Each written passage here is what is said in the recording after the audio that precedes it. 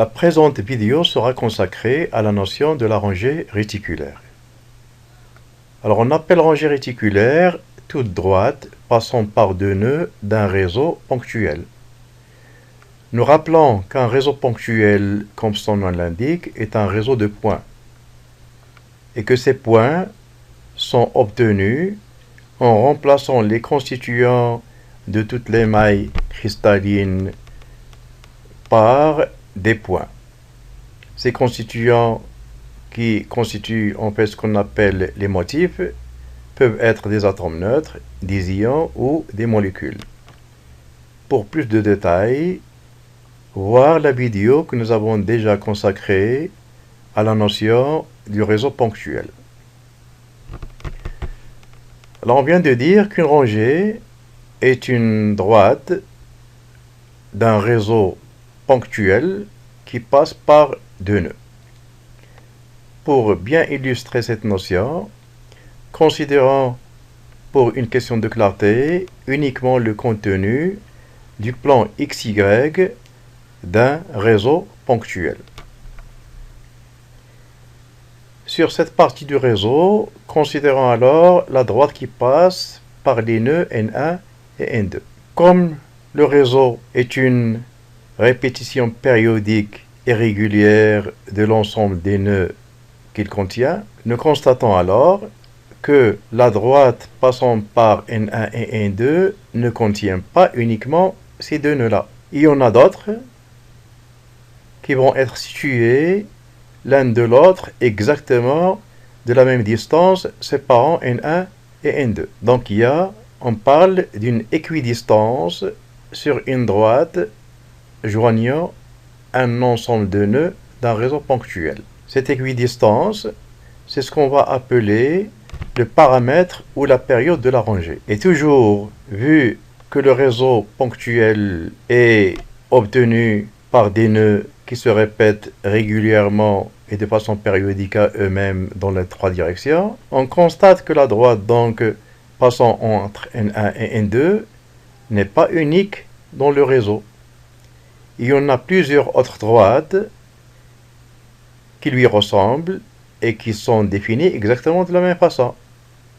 L'équidistance entre deux nœuds des autres droites est exactement la même que celle définissant la rangée passant entre N1 et N2. L'ensemble de ces droites sont parallèles entre elles.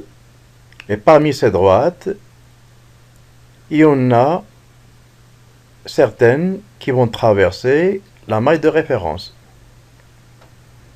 Alors, on va parler donc d'une famille de rangées réticulaires. L'une de ces rangées va représenter toute la famille. La rangée qui va représenter toute la famille est la rangée qui va passer par l'origine de la maille. De façon conventionnelle, la rangée passant par l'origine de la maille sera notée par les coordonnées du premier nœud qui vient après le nœud origine, et ces coordonnées vont être mises entre crochets.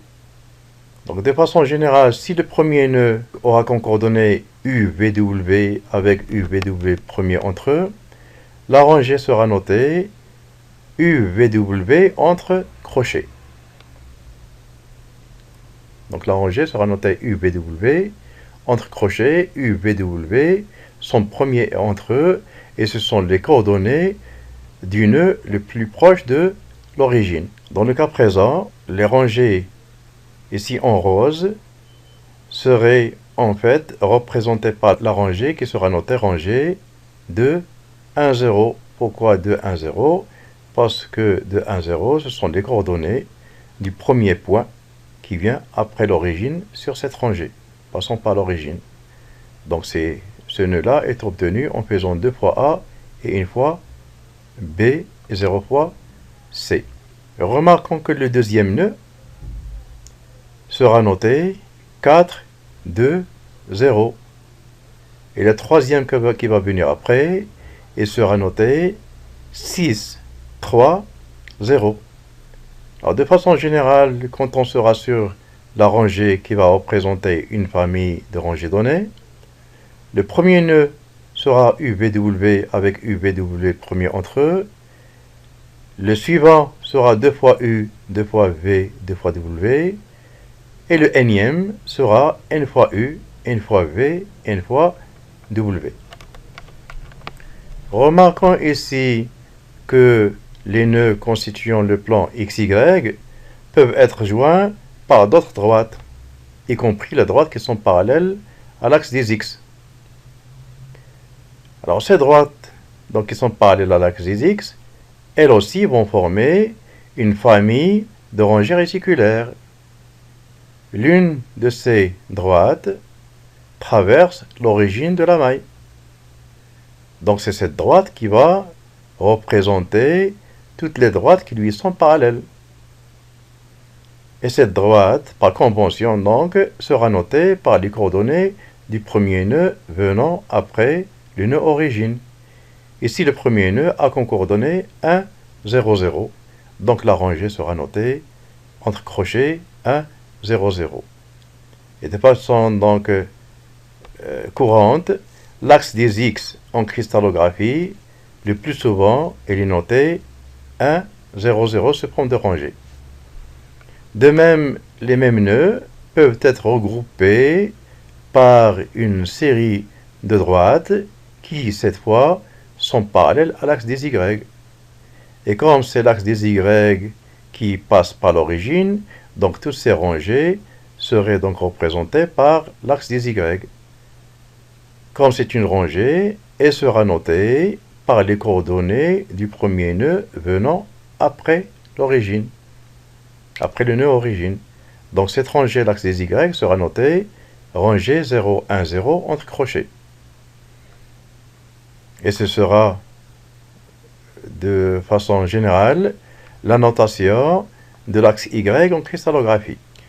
De façon générale, le vecteur joignant l'origine au premier nœud d'une rangée réticulaire donnée, ce vecteur-là, de façon générale, sera noté UA plus VB plus WC, puisque le nœud sera obtenu par une translation de U fois A plus VB plus WC. L'équidistance de la rangée ne serait autre que le module de ce vecteur.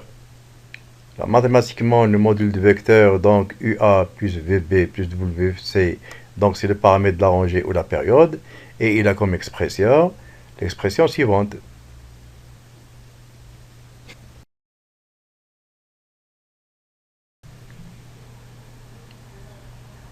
J'espère que la présente vidéo vous a été utile et à la prochaine.